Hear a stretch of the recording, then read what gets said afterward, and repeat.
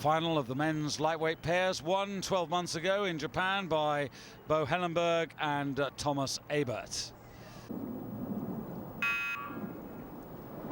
Just looking at the British crew, they're a little slow to react to the sound of the buzzer or the green light, and they will have been expecting to be a little bit further up, but a great start from Australia, already a couple of feet up on Germany.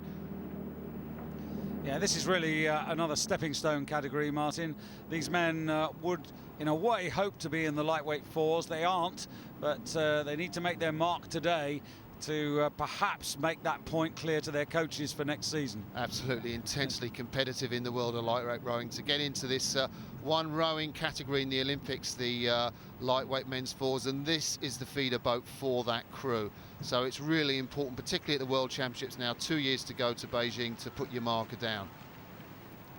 So Germany, who've had a very good campaign in the World Cup series. They were the winners in Munich, second in Poznan, winners again in Lucerne. So they find themselves in lane two by virtue of the fact that they weren't quite quick enough in qualifying through for the final, but nonetheless they're making their mark now. Yeah, very much so. And it's interesting, just before this race, Rudersport that did the preview tipped them only to win the silver medal. I don't know what regattas they were looking at through the season, but this German pair have impressed, particularly at Lucerne, where they won there, and you know, really against the Australians too.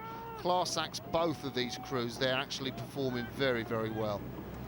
Yeah, Cameron Wolf, who was 12th last season in the lightweight men's double sculls, partnering Sam Belts, and now finds himself with Tim Smith. But as we've discovered certainly yesterday, underestimate the Australians at your peril.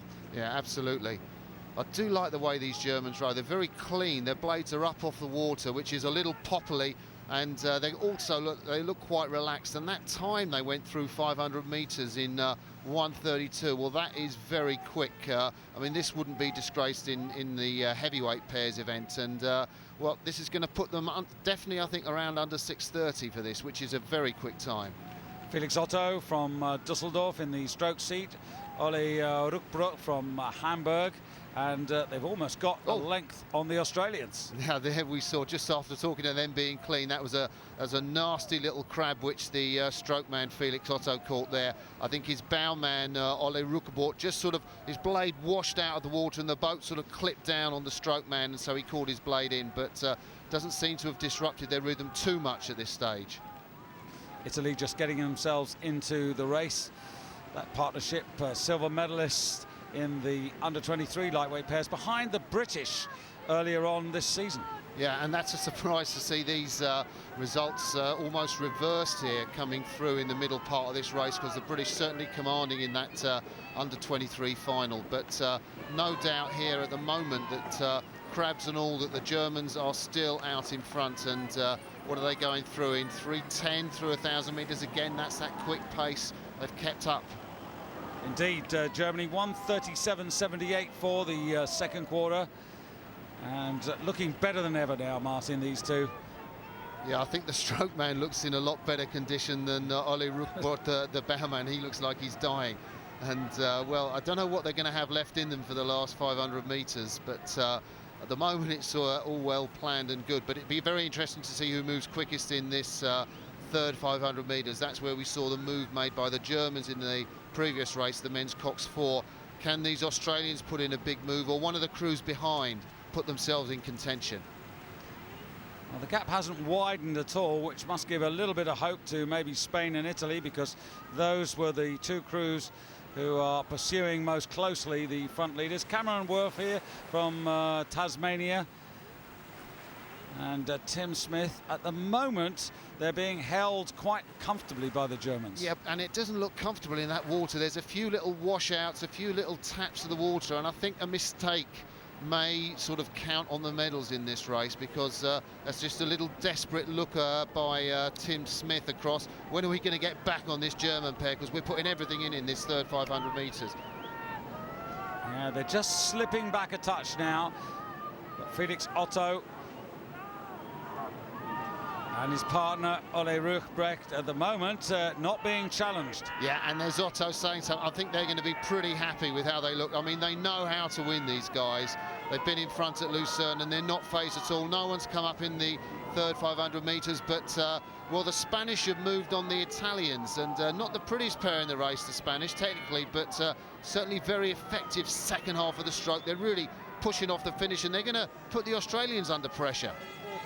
And it just shows what happens. Last year, those two men, the Spanish pair, were actually in the Spanish lightweight four, which finished in 10th place.